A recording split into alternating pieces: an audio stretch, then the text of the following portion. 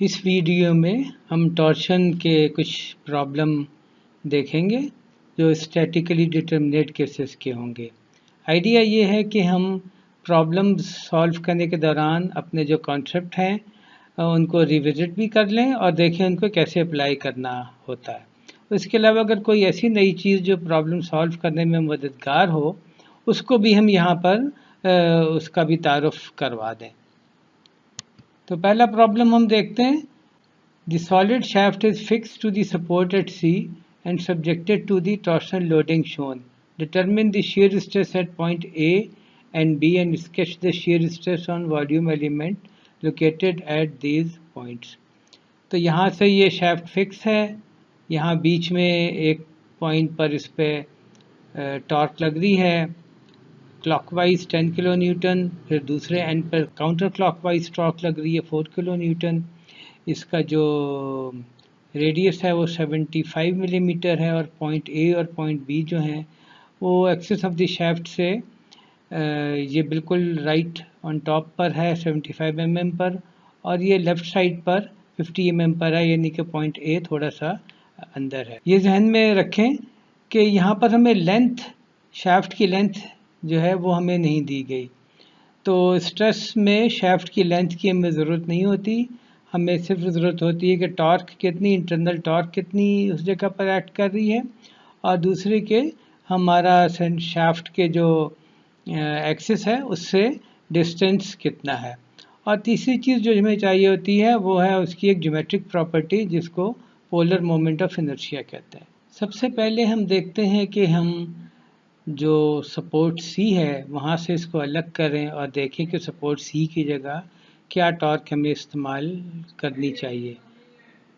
तो उसके लिए हम फ्री बॉडी डायग्राम बनाते हैं। तो बजाय इसके कि हम कोई किसी एंगल पर बनाएं, हम अगर ये करें कि हम इस शाफ्ट को इस तरह बिल्कुल 2D में बनाएं, तो ये जो टॉर्क है ये हम इसको as a downward arrow show कर लेंगे, इसको हम अपवर्ड एरो शो कर लेंगे, और यहाँ हम एज्यूम करते हैं कि टॉर्क टीसी जो है वो डाउनवर्ड है। और फिर हम इसको काउंटर क्लॉकवाइज और क्लॉकवाइज टॉर्क का जो एडिशन होगा वो ज़ीरो के बराबर होगा, इक्विलिब्रियम रिक्वायरमेंट है। तो टीसी जो कि शुरू में तो अननोन है, तो TC plus 4 minus 10 is equal to 0, ये इक्विलिब्रियम सी इक्वेशन आई और वहाँ से टीसी की वैल्यू 6 किलो न्यूटन हमें पता चल गई। तो ये सिचुएशन है वो जो हमने पिछली स्लाइड में पता की। अब यहाँ से लेकर पॉइंट सी से लेकर पॉइंट डी तक जो हमने नाम दिया इसको टॉर्क निकालने के लिए, हम बेसिकली यहाँ कहीं पर भी या पॉइंट ए पर हम एक हाइपोथेटिकल कट लगा के उसको आइसोलेट कर लेते हैं। अब आइसोलेट करने के हमारे पास दो तरीके हैं कि या तो कट लगा के लेफ़्ट वाला पार्ट आइसोलेट कर लें जो कि यहाँ पर हुआ हुआ है, या ये कट लगा के राइट वाला पार्ट आइसोलेट कर लें जो कि यहाँ पर हुआ हुआ है। तो जब भी हम देखेंगे कि अगर हमने यहाँ पर लेफ़्ट वाले पार्ट को देखा तो हम एक TCD जो कि इंटरनल टॉर्क है यहाँ से लेके यहाँ तक कुछ भी होगी, तो हमने एक TCD यहाँ पर टॉर्क लगाई जो कि हमें अभी इसकी वैल्यू नहीं पता, और हमने एक अपने अंदाजे से ऊपर लगा ली है। लॉजिकल भी यही बनता है कि अगर ये TC जो है ये डाउनवर्ड है यानी कि काउंटर क्लॉकवाइज है, तो ये फिर अपवर्ड होगी यानी कि क्लॉकवाइज, ताकि ये पार्ट इक्विलिब्रियम में रहे। तो इसी तरह यहाँ पर हमने इसको डाउनवर्ड लगा दिया है। वजह यह है कि अगर इस फेस पर ये अपवर्ड है तो दूसरे फेस पर जहाँ से हमने हाइपोथेटिकल कट लिया है तो वो डाउनवर्ड होगी। तो आप बेशक यहाँ से कैलकुलेट कर लें इक्विलिब्रियम को इस्तेमाल करते हुए, या आप यहाँ से कैलकुलेट कर लें इक्विलिब्रियम को इस्तेमाल करते हुए। आपको यहाँ से लेके यहाँ तक जिसमें पॉइंट ए शामिल है वहाँ पर आपको इंटरनल टॉर्क जिसका नाम हमने TCD रखा है वो आपको मिल जाएगी जो कि 6 किलो न्यूटन मीटर है। इसी तरह हम यहाँ से लेके D से लेके E तक हम किसी भी जगह पर कट लगाएं और उसको लेफ़्ट और राइट पार्ट को आइसोलेट करें तो ये सिचुएशन हमारे सामने पैदा होगी।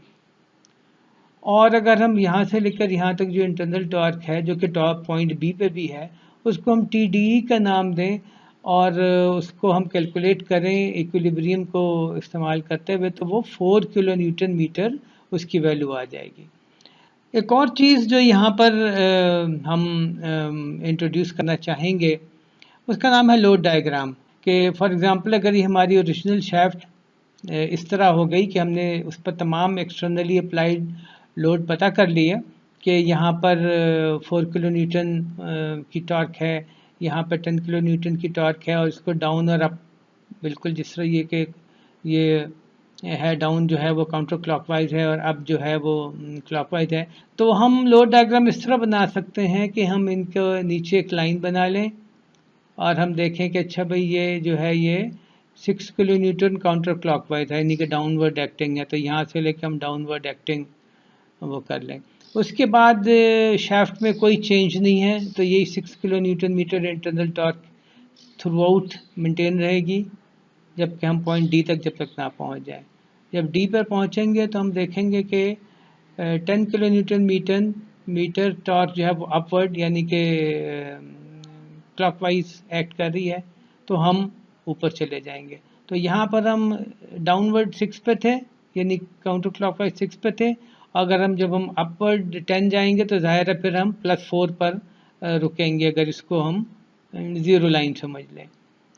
उसके बाद फिर उसमें कुछ नहीं हो रहा, तो ये फिर मेंटेन रहेगी 4 किलो न्यूटन यहाँ तक कि आप पॉइंट ई पर आ जाएं। ई पे फिर ये एरो हमें वापस 0 पे ले आएगा, यानी कि ये 0 से शुरू हुआ और ये 0 पर ही ख़त्म हो गया।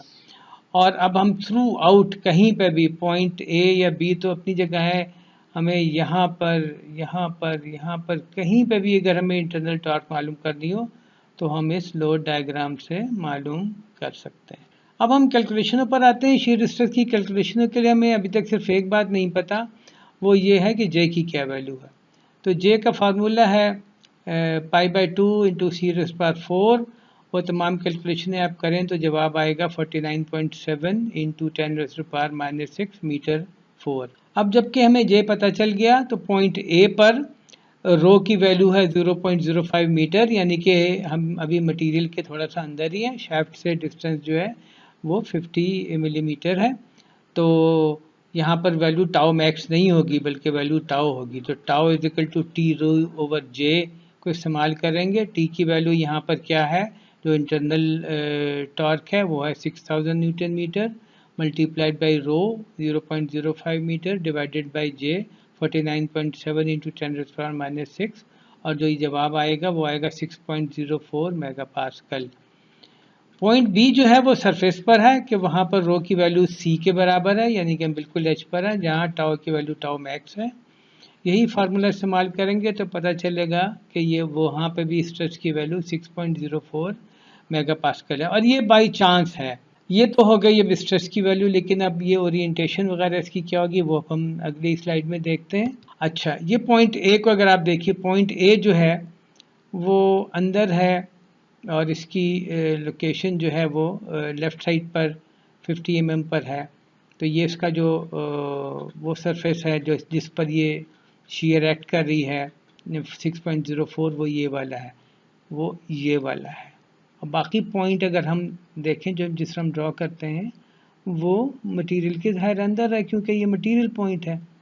तो जब ये अगर डाउनवर्ड है तो जो ऊपर इसका यानी कि एरो हेड नीचे है और उसका टेल जो है यहाँ पर है, तो जो इस फेस पर होगी उसका टेल यहाँ पर होगा और एरो जो है वो एक्टिंग टुवर्ड्स राइट होगी।